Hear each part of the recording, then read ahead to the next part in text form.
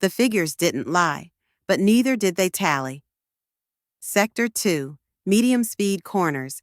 This was Charles Leclerc's kingdom, his fiefdom at Ferrari. Teammates came and went, Vettel, Sainz, even Raikkonen, but nobody, and I mean nobody, could outbrake him.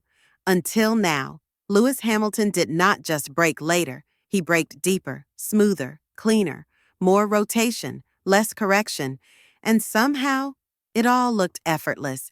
The engineers returned the data 3 times. The simulator vomited it up 3 times. It shouldn't have happened, but in Formula One, when the actual world interrupts the model, you don't discard the real world, you discard the model. Inside Maranello, the simulator is scripture. Every brake map, every energy recovery mode, organized around Leclerc's feedback. He was the control variable, the sole constant amid a whirlwind of ideas and upgrades.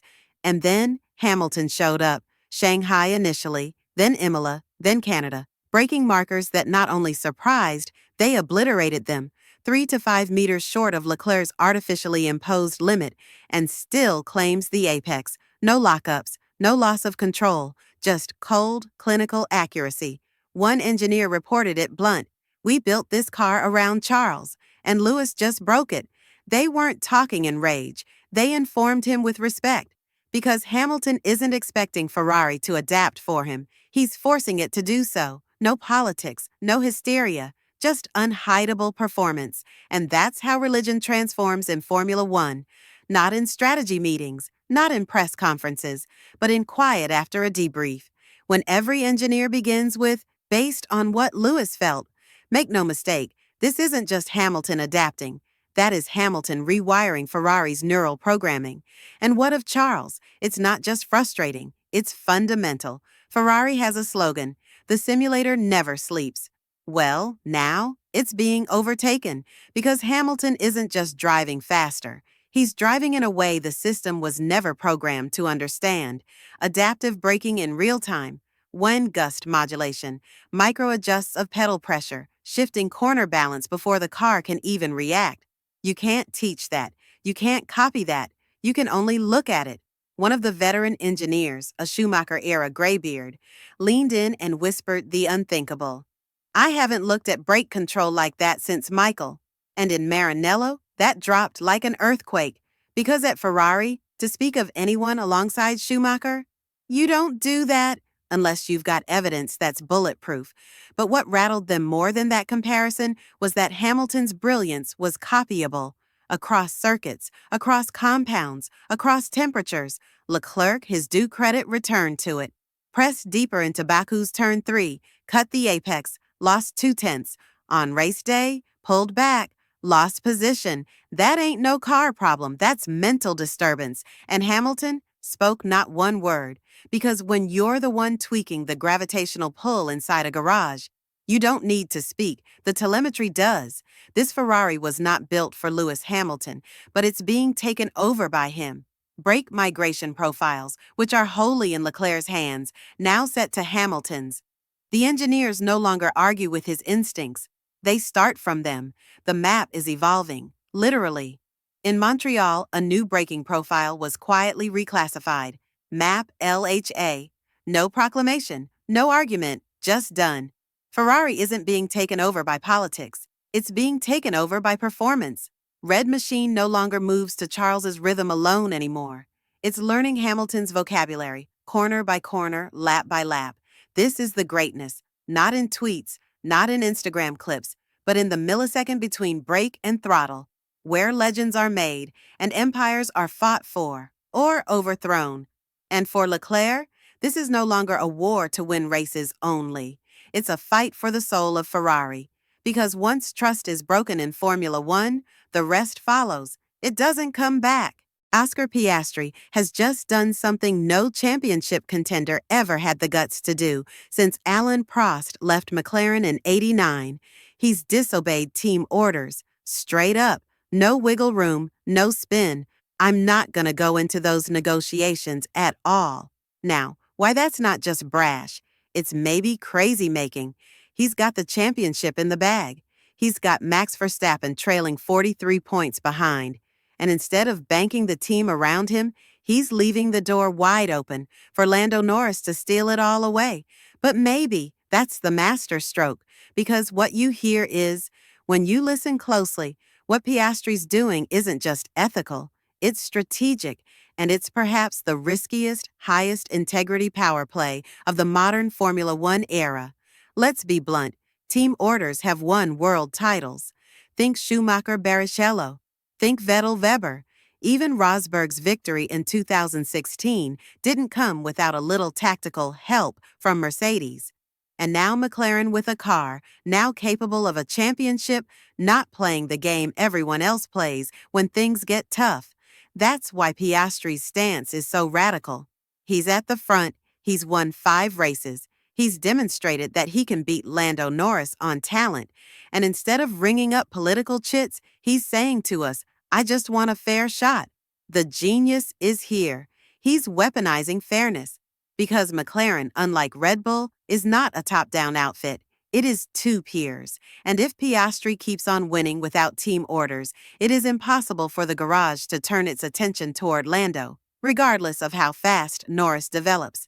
The admiration Piastri earns for not asking for protection, it becomes his shield. It inspires quiet loyalty in the garage, in the strategy room, even in the sim settings. He's not asking the team to rally to him. He's winning them over. And now here's the black cloud hanging over all of this. McLaren is on a razor's edge, because while Piastri and Norris trade blows with each other, Verstappen, one of the greatest closers in F1 history, bides his time. Let's do the math. Verstappen is 43 behind. A DNF or an organizational meltdown at Monza? That gap disappeared. And Max? He doesn't require anyone's approval to overwhelm. The McLaren pit lane is aware of this. Zach Brown is aware of this. And yet, still following the code of morality, we'd rather lose fair than win dirty. You recognize that? That's punk rock. That's anti-corporate. That's being like, we don't care how Red Bull does it. We're gonna win our way. But don't get it twisted. This isn't without danger, because if Max wins the championship on 6 points because McLaren wouldn't make Lando park for Piastri, that'll haunt them for a decade, and that's what makes this season so intense. Because McLaren aren't racing for trophies, they're racing for identity, they're valuing sportsmanship over spreadsheets, and for the first time in a long, long time, Woking's team is not building a fast car, they're building a legacy. What Oscar Piastri really said wasn't a quote, it was an intent statement. In the age where every point is micromanaged, where drivers are pawns in billion-dollar dynasties, Oscar Piastri is betting that integrity can still win championships. He's not politely requesting Lando to yield. He's not playing the politics. He's saying, if I'm good enough, I'll beat him. If I'm not, I shouldn't be champion anyway. It's raw, it's rare. And it's why this title fight just became more than just numbers. It's a war between power and principle, between team politics and personal code. And Piastri? He just inserted the flag with the words, "Come and take it." Everyone thinks they know why Lewis Hamilton is struggling. The tires, the brakes, the power unit. But they're all wrong, because the only individual who's been down in the trenches with Lewis for a decade, the individual who turned strategy into science at Mercedes, just dropped a bombshell with his silence. James Vowles has at last said what no Ferrari employee will. Lewis hasn't got the specific pieces he needs to feel strength from the car. That sentence is not technical. It's knife sharp, and it explains why Ferrari has not broken Lewis Hamilton yet. But it also implies something darker. When he finally has what he desires, Ferrari could become his tool, not his vulnerability. Let's start with the fact the headlines gloss over. Lewis is not a plug-and-play driver. He is not adaptable in the wider sense commentators love to throw around. He needs bonding, not just performance. At Mercedes, the car was attuned to his wavelength. All balance settings, all brake maps, all throttle shapes were tailored to his micro-sensibilities. And that's why, when Vowles says, it's about building confidence from specific elements, he's talking about trust on the margins. And now, the Ferrari SF25 is not communicating with him. The braking areas are alien. The torque delivery less consistent. The corner entry traits alter just enough to upset his rhythm. He's not driving a sketchy car. He's driving a car that wasn't born for him. And here's the brutal irony. Charles Leclerc thrives on chaos. He drives through instability. He reacts. Lewis doesn't react. He orchestrates. That's why he's struggled. Not because he's slower, but because Ferrari's current feedback loop is not built for his genius. Vowles said something else, and it's subtle, but massive. When he's sure, he and Charles are this close.